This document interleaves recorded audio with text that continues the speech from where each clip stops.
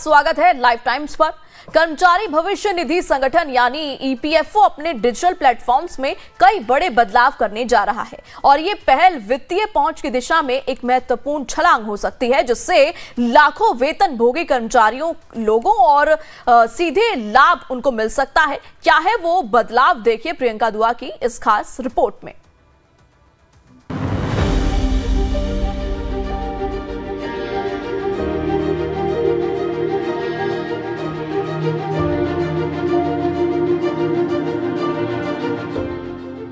EPFO अपने digital platform में कर रहा है बदलाव। नया सिस्टम मार्च 2025 से शुरू होगा। एडवांस प्लेटफॉर्म को ईपीएफओ 3.0 का नाम दिया गया। खाता धारकों को एटीएम की तरह विड्रॉल सर्विस मिलेगी। जी हां, कर्मचारी भविष्य निधि संगठन यानी ईपीएफओ अपने डिजिटल प्लेटफॉर्म में कई बड़े बदलाव करने जा रहा है। इसका नया सिस्टम मार्च 2025 से शुरू हो सकता है। इस एडवांस प्लेटफॉर्म को ईपीएफओ 3.0 का नाम दिया गया है। इसके तहत पीएफ खाता धारकों को एटीएम की तरह विड्रॉल और अन्य नई सुविधाएं मिलेंगी। We have been improving the IT infrastructure of EPFO and it has been a very strong component of our 100 days program this year. है कि लोग मैक्सिमम जो है, जैसे किसी को इमरजेंसी में पैसा चाहिए तो वो एकदम से निकाल लेते हैं, लेकिन जो पहले की सिस्टम था उसमें ये था कि पीएफ आप बाद में निकाल सकते थे।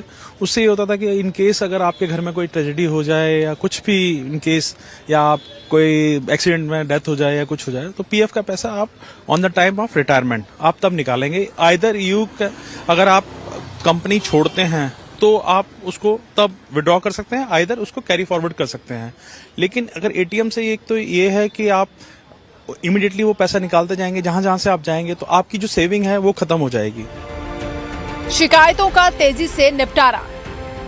मामले पर श्रम मंत्री मनसुख मांडविया ने कहा, ईपीएफओ के एडवांस प्लेटफॉर्म पर सदस्यों को पीएफ राशि निकालने, बैलेंस चेक करने और समस्याओं का सुगम तरीके से समाधान करने की सुविधा मिलेगी।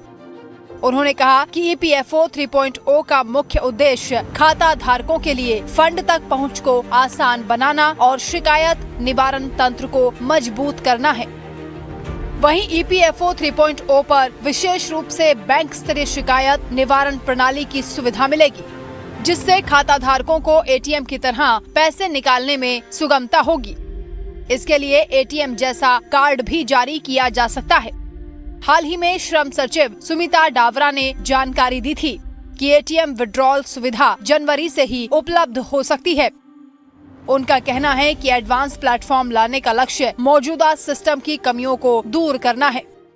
We have brought about systemic changes, we've improved the software, and by January, February of the coming year, you will see a much bigger improvement when our hardware will also be upgraded.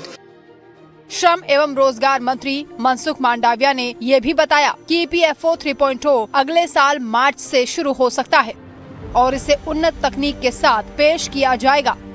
वहीं आपको ये भी बताना जरूरी है कि मौजूदा समय में ईपीएफओ के कितने मेंबर हैं। वर्तमान में ईपीएफओ के पास 7 करोड़ से ज्यादा एक्टिव मेंबर्स हैं। वहीं साल दर साल खाते धारकों की संख्या में इजाफा हो रहा है। साल 2020-21 में खाता धारकों की संख्या 85,48,898 रही।